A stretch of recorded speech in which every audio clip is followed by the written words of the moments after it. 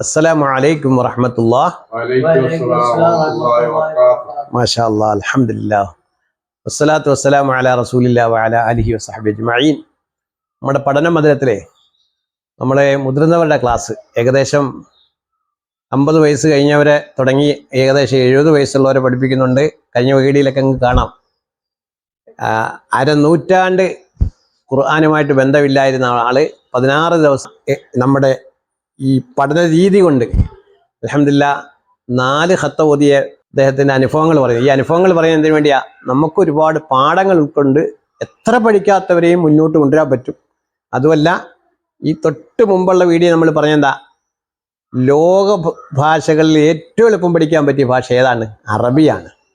അതിൻ്റെ ഉദാഹരണ സഹിതം നമ്മൾ അതിനകത്ത് പറഞ്ഞിട്ടുണ്ട്. എങ്കിലും നമുക്ക് വീണ്ടും നമ്മൾ എങ്ങനെയാണ് കൂട്ടക്ഷരങ്ങൾ, അതായത് ഒറ്റയക്ഷരം പഠിച്ചു കഴിഞ്ഞാൽ പിന്നെ കൂട്ടക്ഷരത്തിലേക്ക് നമ്മൾ പോവാണ്, അതെങ്ങനെ പഠിക്കുമെന്നുള്ളതാണ് ഇന്നത്തെ നമ്മുടെ ക്ലാസ്സിൽ പറയുന്നത്. ഇതൊക്കെ നമ്മുടെ മലയാള ഭാഷയുമായി ബന്ധം ഉണ്ടെന്ന് പറയാൻ പറ്റും അല്ലേ? ഒരു സാദൃശ്യമുണ്ട്. എന്നാലും ഇതിൻ്റെ ഉച്ചാരണം രീതി വരുമ്പം, തജ്വീദിൻ്റെ നിയമം വരുമ്പോൾ ഇത് വേറൊരു ലോകത്താണ്. എങ്കിൽ നമുക്കും പറയാൻ പറ്റുമെന്നറിയാം. അപ്പോൾ എങ്ങനെ സാധാരണക്കാരെ നമ്മൾ പഠിക്കുമ്പോഴേ എളുപ്പം പഠിച്ചു മറന്നവരൊക്കെ പഠിപ്പിക്കുമ്പോൾ നമുക്ക് എങ്ങനെയാണ് ഇതിൻ്റെ രീതി എന്ന് പറഞ്ഞാൽ, ഇതിനെല്ലാം നമ്മളൊന്ന് നീട്ടി പഠിക്കുകയാണ്. അപ്പം ഈ അക്ഷരം തന്നെ എന്തായി, ഫത്തഹിന് നീട്ടാൻ ഒരു അലിഫിടും. ഫത്തഹിന് നീട്ടാൻ എന്തിടും? അപ്പം ആദ്യത്തെ അലിഫ് തന്നെ അലിഫാകുമ്പോൾ വേറെ വലിയൊരു അലിഫിനെ ഇങ്ങനെ വരയ്ക്കത്തില്ല. അതിന് ചെയ്യുന്ന പരിപാടി നമ്മൾ എന്ത് ചെയ്യും, ഒരു അരയലിഫിടും. എന്തലിഫാ? അരയലിഫ്. വേണ്ട, ചെറിയൊരു അലിഫ്. ആ അടുത്ത് എന്താണ്? ഫത്തഹിന് നീട്ടാൻ എന്ത് വരും? ഫത്തഹിന് നീട്ടാൻ അലിഫ്.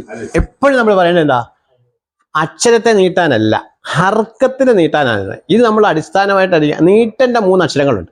നീട്ടാൻ ഉപയോഗിക്കുന്ന 3 അക്ഷരങ്ങൾ. ഉദാഹരണം പറഞ്ഞാൽ എന്താണ്? എന്താണ്ട് ബാ, ബാ. ഇതോ ബാ. ഫത്തഹിന് നീട്ടാൻ അലിഫ്. അടുത്ത എന്താണ്? കെസറ്. കെസറ്. കെസറിന് നീട്ടാൻ ബി, യാ. കണ്ടോ? ബി. ഇനി അടുത്ത ഏതാണ്? ലമ്മ്. ലമ്മ്. ലമ്മിന് നീട്ടാൻ വാവ്. വാവ്. അപ്പം നീട്ടാൻ ഉപയോഗിക്കുന്ന അക്ഷരങ്ങൾ ഏതൊക്കെയാ? അലിഫ്, യാ, വാവ്. അലിഫ്, യാ. അപ്പോൾ ശ്രദ്ധിക്കണം, യാന് ചിലപ്പോൾ പുള്ളി കാണും, പുള്ളി കാണത്തില്ല. അങ്ങനെ 2 രീതിയിലും വരും. അപ്പം നീട്ടാനുള്ള അക്ഷരങ്ങൾ ഇത് എപ്പോഴും നമ്മുടെ മനസ്സിൽ വേണം. അലിഫ്, യാ, വാവ്. അതെന്തിനു നീട്ടാനാ? എന്തിനു നീട്ടാനാ? ഫത്തഹിനെ നീട്ടാൻ. എപ്പോഴും ഓർമ്മിക്കണം. എന്തിനു നീട്ടാനാ? ഫത്തഹിനെ നീട്ടാൻ, കെസറിനെ നീട്ടാൻ, ലമ്മിനെ നീട്ടാൻ. അകാരം, ഇകാരം, ഉകാരം അല്ലേ? ഈ 3 നീട്ടാൻ ഉപയോഗിക്കുന്ന അക്ഷരങ്ങൾ നമ്മൾ എപ്പോഴും ഓർമ്മ വേണം. അത് ഏത് പഠനത്തിന്റെ അടിസ്ഥാനമാണ്. നീട്ടാൻ ഉപയോഗിക്കുന്ന അക്ഷരങ്ങൾ ഏതൊക്കെയാ? അലിഫ്, യാ, വാവ്. ഇത് 3 മറക്കരുത്. ഇത് വെച്ചാണ് നമ്മൾ ഇപ്പൊ ഇന്ന് നമ്മൾ പഠിക്കുന്ന മൊത്തം ഫത്തഹിന് നീട്ടാനുള്ള അലിഫ് മാത്രമാണ്. ഫത്തഹിന് നീട്ടാനുള്ള അലിഫ് മാത്രം. ഇവിടെ യാഇനെ നമ്മൾ പഠിക്കുന്നത് അത് അടുത്ത ദിവസം, അടുത്ത ക്ലാസ്സിലാണ്. ലമ്മിനെ നീട്ടാൻ വാവ്. അപ്പൊ നീട്ടാൻ ഉപയോഗിക്കുന്ന അക്ഷരങ്ങൾ ഓർമ്മ വരിക. ഇവിടെ എന്തിനാ? ഫത്തഹിനെ നീട്ടാൻ അലിഫ്, ആ, ബാ. അടുത്തത് ഇതെന്താണ്? ത. ത. എന്ത് വേണം ഇനി? അലിഫ് വേണം. അലിഫ്. അടുത്തത് ജ.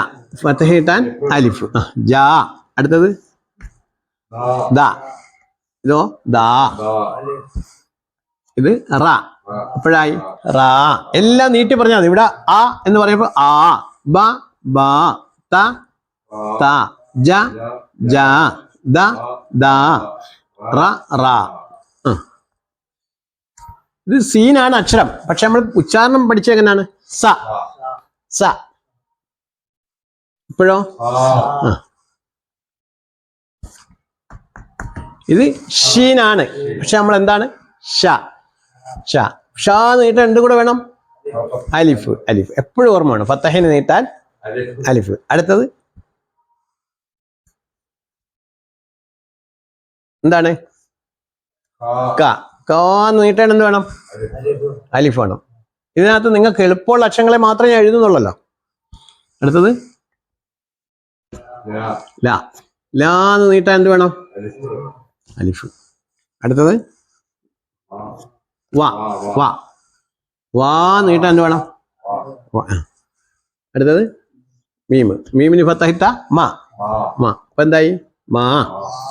അടുത്തത് ന. നാ നീട്ടാൻ എന്ത് വേണം?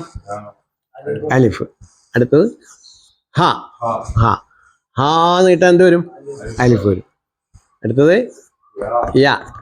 യാ എന്ന് നീട്ടാൻ എന്ത് വേണം? അലിഫ്. ഇതെല്ലാം നമ്മൾ നീട്ടി തന്നെ എഴുതിയിരിക്കുന്നത്. ഫത്തഹിനെ നീട്ടാൻ എന്ത് വന്നു? ഫത്തഹിനെ നീട്ടാൻ എന്ത് വരും എന്നതാണ് ഇന്നത്തെ പാഠം. എന്താണ്? അലിഫ് വരും. ഫത്തഹിനെ അതായത് മലയാളത്തിൽ പറഞ്ഞാൽ എന്ത്? അകാരത്തെ നീട്ടാൻ എന്ത് വേണം? അലിഫ് വേണം അറബിയിൽ, അല്ലേ? അപ്പൊ നീട്ടാനുള്ള ഒരു അക്ഷരം പഠിച്ചു. അപ്പൊ ഇത് വെച്ച് നമ്മൾ കുറേ വാക്കുകൾ എഴുതാൻ പോവാം. ഇത് ബ. ബ. ഇപ്പോഴോ ബ.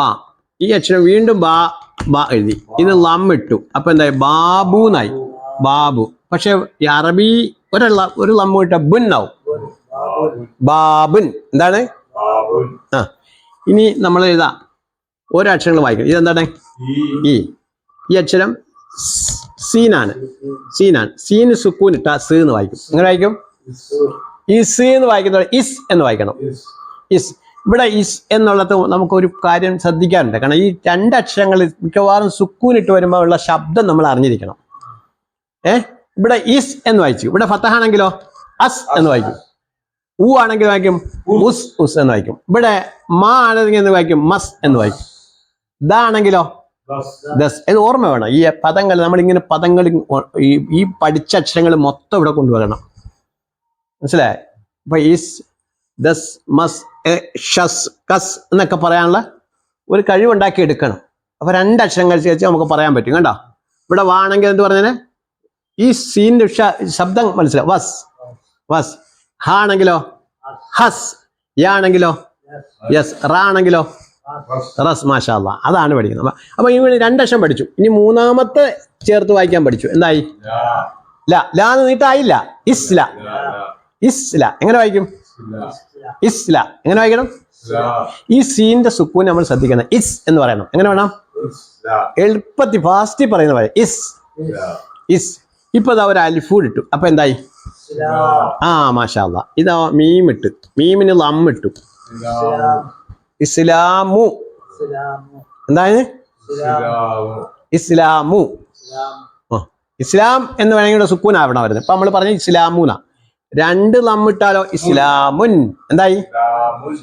മാഷാ അല്ലാ. അടുത്ത വായിക്കാണ്. അതാണ്ടേ മീമിന് ഫത്തഹിട്ട മാ. ഇപ്പോഴോ മാ. എങ്ങനെ വായിക്കും?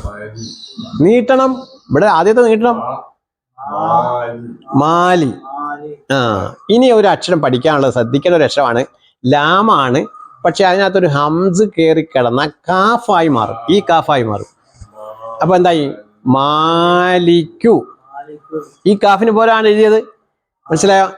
ഈ കാഫ് 3 രീതി വരുമെന്ന് നമ്മൾ കഴിഞ്ഞ വീഡിയോ നമ്മൾ പറഞ്ഞിട്ടുണ്ട്. കഴിഞ്ഞ ക്ലാസ് നമ്മൾ പറഞ്ഞിട്ടുണ്ട്. ഈ കാഫ് എന്ത് ചെയ്യും? 3 രീതി വരും. ഇതൊരു പക്ഷെ ഇങ്ങനെ മാലിക്കു എന്ന് എഴുതുമ്പോൾ ഈ കാഫ് എഴുതാറില്ല. ഇതാണ് എഴുതേണ്ടത്. മനസ്സിലായോ? മാലിക്കു. അപ്പൊ 2 ലമ്മിട്ട മാലിക്കുൻ. അല്ലോ? മനസ്സിലായില്ലയോ? മാലിക്കുൻ. ഇനി നമുക്ക് അടുത്ത വാക്കാണ്. ഈ അക്ഷരങ്ങൾ നോക്ക്. ഓരോന്നും നമ്മൾ ശ്രദ്ധിച്ചേ പോകണം. ഇതെന്താ? ജ. ജ. സ്ട്രോങ് ആയിട്ട് പറയണ്ട. ജ. ജ. സ്ട്രോങ് ആയിട്ട് പറയേണ്ട അക്ഷരങ്ങളെ പറയും. ബ, ജ, ദ. ഈ പറയുന്ന അക്ഷരങ്ങളിൽ സ്ട്രോങ് അക്ഷരങ്ങൾ ഏതൊക്കെ ഉണ്ടെന്ന് ഇതാണ്. ഏതാ? ബ, ജ, ദ. ഒക്കെയുള്ള അക്ഷരങ്ങൾക്ക് എന്തുണ്ട്? ഇച്ചിരി മയമായിട്ട് പറയാൻ പറ്റും. സ, ഷ, ക, അല്ലേ? പക്ഷേ ഇത് കൽക്കലത്തിന്റെ അക്ഷരം എന്നൊക്കെ പറയും. നമുക്ക് ഓതുമ്പോഴാണ് അതിന്റെ പവർ മനസ്സിലാവുന്നത്. ഖുർആൻ ഓതുമ്പോഴാണ് അറബി അക്ഷരത്തിന്റെ പവർ മനസ്സിലാവുന്നത്. നമ്മൾ സംസാരത്തിന്റെ 2 രീതിയിൽ നമ്മൾ അറബി പഠിക്കുന്നത്. സംസാരിക്കാൻ വേണ്ടി പഠിക്കാം, പരിശുദ്ധ ഖുർആൻ ഓതാനും വേണ്ടി പഠിക്കാം. സംസാരിക്കാൻ വേണ്ടി അറബി പഠിച്ചാൽ അതുകൊണ്ട് ഖുർആൻ ഓതാൻ പറ്റത്തില്ല. ഖുർആൻ ഓതാൻ വേണ്ടി അറബി പഠിച്ചാൽ ഖുർആനും ഓതാ, സംസാരിക്കാനും പറ്റും. മനസ്സിലായി? അറബി പഠിക്കുന്ന 2 ലക്ഷ്യമുണ്ട്. ആ ലക്ഷ്യം നമ്മൾ മനസ്സിലാക്കിയിരുന്നു. അതുണ്ടെങ്കിൽ നമുക്ക് എന്ത് ചെയ്യാം? ഇപ്പം നമ്മൾ പഠിക്കുന്നത് എന്തിനു വേണ്ടിയാ? സംസാരിക്കാനല്ല. പിന്നെ എന്തിനു വേണ്ടിയാ? ഖുർആൻ, പരിശുദ്ധ ഖുർആൻ അതിൻ്റെതായ ശൈലിയിൽ ഓതാൻ വേണ്ടിയാണ്. ഇത് ഓരോ ഉസ്താദന്മാരടുത്തും പോയിട്ട് നമ്മൾ എന്ത് ചെയ്യണം? നമ്മൾ ചോദിച്ച് പഠിക്കണം. ഒരു ഉസ്താദിന്റെ വായിൽ നിന്നല്ലാതെ ഖുർആന്റെ തജ്വീദ് പഠിക്കാൻ മാർഗ്ഗമില്ല. അത് നേരിട്ട് പഠിക്കുമ്പോഴാണ് നല്ല രീതിയിൽ അതിൻ്റെതായ, കാരണം ഉസ്താദിനെ നമ്മുടെ പരിശീലനം കൊണ്ട് നേടേണ്ടതാണ് ഈ ഉച്ചാരണങ്ങൾ. അപ്പോൾ ഇവിടെ നമ്മൾ പറഞ്ഞെന്താ? ജ ആണ്. ജ പഠിച്ചു. അടുത്ത എന്താണ്? ബ. ജബ. ജബ. ഇപ്പൊ നമ്മൾ ഈ ചിഹ്നം നമ്മൾ പഠിച്ചു. ഷദ്ദാണ്. ഷദ്. ജബ്ബ. ഇനി ഫത്തഹ് ഇട്ടാലോ? അലിഫ് ഇട്ടാലോ? ജബ്ബ. ഇപ്പോഴോ ജബ്ബാറു. ഒരു നമ്മ ഇട്ടാൽ ജബ്ബാറൻ. പഠിച്ചില്ലയോ? അടുത്തത് ഈ പേരുകളാകണം. 15 അക്ഷരത്തിൽ വരുന്ന എളുപ്പമുള്ള അക്ഷരങ്ങൾ കൂടെ പേരുകൾ മാത്രം. ഇതെന്താണ്? സ. ഈ അക്ഷരം എന്താണ്? ത ത ത ത ത. 2 പുള്ളിയുണ്ട്, അപ്പൊ തായാണ്. സത. സതാതേ ഉള്ളൂ. ഇപ്പൊ ഷെദ് കൂടി ഇട്ടാലോ? സത്ത. സത്ത. ഷെദ് ഇടുമ്പോ വായിക്കണം. ഇതൊക്കെ ഷെദ്ദാ വന്നേക്കുന്നത്. ഷെദ് എന്തിനാ? ഹർഫിന് മീതെ ഷെദ്ദുണ്ടെങ്കിൽ ഹർഫ് കനത്തിൽ പറയണം. ഹർഫിന് മീതെ ഷെദ്ദുണ്ടെങ്കിൽ ഹർഫ് കനത്തിൽ പറയണം. ഞാൻ പറഞ്ഞില്ലേ, ഇതൊക്കെ ഓരോ ഹർഫുകളാ.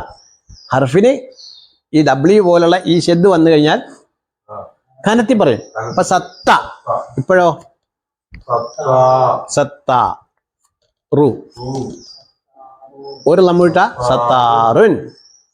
അപ്പൊ മനസ്സിലായി. ഇപ്പൊ ഇതിനകത്ത് താണ്ട 5 വാക്കുകൾ എടുത്തു. ബാബുൻ, ഇസ്ലാമുൻ, മാലിക്കുൻ, ജബ്ബാറുൻ, സത്താറുൻ. ഇതിനകത്ത് എന്തില്ല? നമ്മൾ കട്ടിയുള്ള ഒരു അക്ഷരമില്ല. നമ്മൾ പഠിച്ച അക്ഷരങ്ങൾ മാത്രമേ ഉള്ളൂ. ഇത് വെച്ചൊരു നമ്മൾ നടത്തിയാൽ അൽഹംദുലില്ലാ നമുക്ക് പെട്ടെന്ന് വിജയിക്കാൻ പറ്റും. നമ്മുടെ ഉദ്ദേശ ലക്ഷ്യത്തിലേക്ക് നമുക്ക് എത്താൻ പറ്റും. പരിശുദ്ധ ഖുർആൻ പഠിക്കാൻ ഒരു മാർഗമാണ്. ആർക്കും കഴിയുമെന്നുള്ളൊരു ബോധം നമുക്ക് ഉണ്ടാക്കിയെടുക്കണം ആദ്യമേ. ഇത് എന്നെ കൊണ്ട് കഴിയത്തില്ല എന്ന് പറഞ്ഞ് എന്ത് ചെയ്തത്? ഇട്ടിട്ട് പോരുത്. കാരണം പഠിക്കാൻ പറ്റും.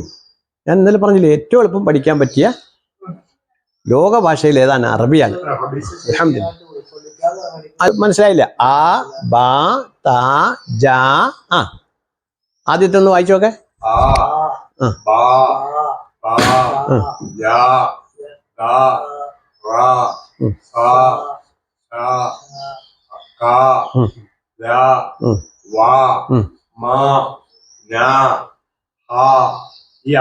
മാഷാ അല്ലാഹ്. അപ്പൊ ഇത്രയും 15 അക്ഷരം നമ്മൾ പഠിച്ചു. ഇതനുസരിച്ച് നമുക്ക് അടുത്ത പാഠങ്ങളും അടുത്ത ദിവസങ്ങളിൽ ഇൻഷാ അല്ലാഹ് നമുക്ക് അല്ലാഹു തആല തൗഫീഖ് നൽകട്ടെ. അസ്സലാമു അലൈക്കും വറഹ്മത്തുള്ളാഹി വബറകാതുഹു.